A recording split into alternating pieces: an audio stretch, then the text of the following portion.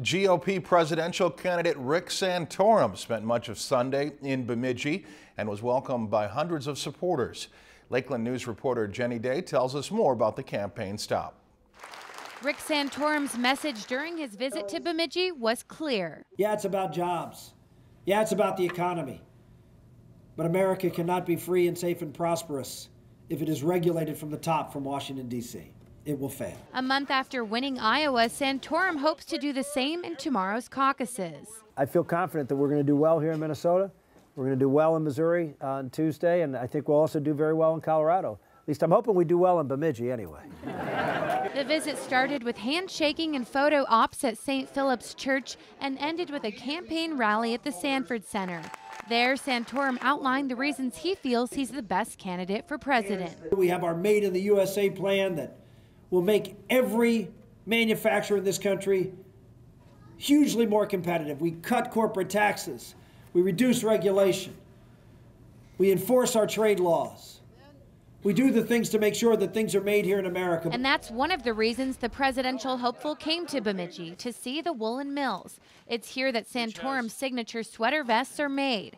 During the tour, he convinced some to cast their vote in his favor. Rick Santorum is just a wonderful fella. He's pro-family, he's pro-life, he's pro-American values, and of all the candidates, he really is speaking what's I guess, important to the American people. And while, of course, everyone's entitled to their own opinion, protesters say that they don't agree with his message and that his ideals would only inhibit our nation's progress. It's great that he's here to showcase a high-quality, locally made product, but it doesn't mean that we need to buy what he's selling us or trying to sell us in terms of bigotry against gay, lesbian, bisexual, and transgender people, and some of his other anti-woman stances. Just because we're a small city doesn't mean that we're small-minded. And although Congressman Cravaack isn't endorsing Santorum, he wanted to hear what he had to say. Whether you're Republican or Democrat, we have to address the debt.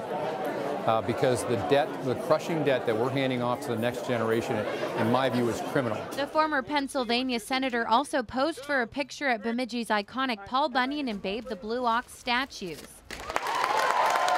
Santorum's speech ended by telling hundreds of people why his platform also includes repealing Obamacare. We need a candidate that could go out and take it to Barack Obama, someone who has been for free market, been for private sector health care, been for individuals in control.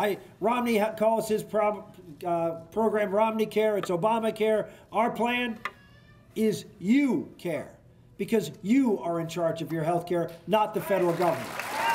So whether Democrat or Republican, Santorum's Bemidji threads will now forever be stitched in our history.